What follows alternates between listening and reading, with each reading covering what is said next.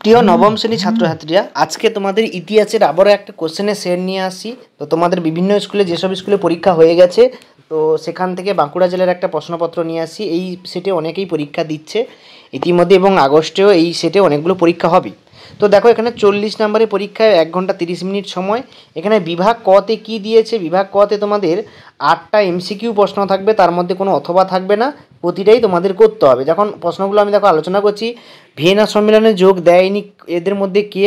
ফরাসি বিপ্লবের বছর বলা হয় কোন সময়টাকে? ইয়ং ইতালি দল কে প্রতিষ্ঠা করেন? ইংল্যান্ডে শিল্প বিপ্লবের পরিপ্রেক্ষিতে তৈরি করা হয়েছিল কোন অভিযান? এগুলো সম্পর্কে লিখতে হবে তোমাদের। তো অ্যান্সার শিটগুলো আমি পরে নিয়ে আসি, তোমাদের প্রশ্নপত্রগুলো আলোচনা করে দিচ্ছি। তোমরা যে উত্তরগুলো পারবে তোমরা করবে, না পারলে কমেন্টে লিখবে, আমি অ্যান্সার দিয়ে দেবো। দ্য ক্যাপিটালস রচনা করেছিলেন কে? রাশিয়ার পার্লামেন্টের নাম কি? 14 দফা নীতি কে ঘোষণা করেন? এগুলো সম্পর্কে।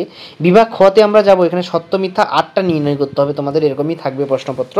তো দেখো, এখানে জার্মানি ঐক্য আন্দোলনে ভূমিকা নিয়েছিলেন গ্যারিবল্ডি, এটা সত্য না মিথ্যা তোমাদেরকে বলতে হবে। এছাড়াও তারপরে হচ্ছে স্পিনিং জেনি আবিষ্কার হয়েছিল হারগিভস, এটা ঠিক না ভুল?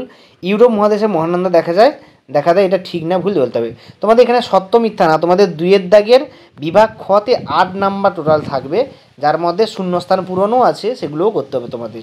প্রথম দেখো কিন্তু মেটার্নিক যুগের অবসান ঘটে কত সালে? জার্মানির সম্রাটকে কি বলা হতো? তারপরে দেখো, এখানে এসিকিউ প্রশ্ন দিয়েছে ওই 8 নাম্বারের মধ্যে পড়ে। কার্লসবার্গ ডিক্রি কে জারি করেন? সুয়েজ খাল খনন করা হয় কত সালে? কোন দেশ চীনে উন্মুক্তদার নীতি প্রবর্তন করেন? চীনের উন্মুক্তদার নীতি কোন দেশ প্রবর্তন করে তার সম্পর্কে।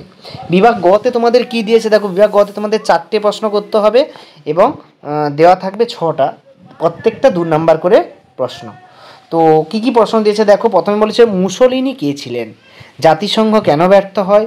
শ্রমজীবী আন্দোলন কেন শুরু হয়? প্যারি কমিউন কি? এইগুলো সম্পর্কে তোমাদেরকে লিখতে হবে। তাছাড়া বলেছে দেখো, ভিয়েনা সম্মেলনে কী কী নীতি গ্রহণ করা হয়েছিল, এবং ফ্রান্সকে বিপ্লবের নগরী কেন বলা হয়। এরপরে আমরা বিভাগ ঘতে চলে যাব, যেখানে দেখো 4 নাম্বারে 2টো করতে হবে, অর্থাৎ টিকা তোমাদের 2টো লিখতে হবে, 4 নাম্বার করে বিভাগ ঘতে থাকবে। তো এর মধ্যে 4টে দিয়েছে, তার মধ্যে 2টো, যেমন ইয়ং ইতালি টিকা লেখো, ভারতকে ব্রিটিশ সাম্রাজ্যের রত্ন বলা হয় কেন? প্রথম বিশ্বযুদ্ধে জার্মানি, এখানে টিকা হবে জার্মানির দায়িত্ব সম্পর্কে লেখো, এবং এপ্রিল থিসিস প্রবর্তন করেন কে? এর বিষয়বস্তু লেখো। এখানে একটু মিস্টেক হয়ে গেছে, এখানে টিকাকে দেখো টাকা হয়ে গেছে, এটা তোমরা ঠিক করবে, এটা টাইপিং মিস্টেক, যারা প্রশ্ন তৈরি করেছে সেখান থেকেই এটা হতে পারে, ভুল হতেই পারে। তো এরপরে দেখো 8 নাম্বারে আমরা চলে যাচ্ছি। দেখো 8 নাম্বারে তোমাদের 5-এর দাগের 3টে দিয়েছে, তার মধ্যে একটাই করতে হবে। আমি বলেছিলাম 8 নাম্বারে 2টো থাকে বা 3টে থাকে। বিসমার্কের কীভাবে জার্মানি ঐক্যবদ্ধ করেছিলেন? ইংল্যান্ডের শিল্প বিপ্লব কেন প্রথম শুরু হয়েছিল তার সম্বন্ধে 5টি কারণ, এবং 1929 খ্রিস্টাব্দে অর্থনীতি মহামন্দার কারণগুলি ব্যাখ্যা করো। এই হচ্ছে তোমাদের টোটাল প্রশ্নপত্র। তো তোমাদের যদি প্রশ্নপত্রগুলো ভালো লাগে আমাকে অবশ্যই কমেন্টে জানাবে, যার যেটা উত্তর জানো না তোমরা কমেন্টে জানাও, আমি অবশ্যই অ্যান্সার দেবো।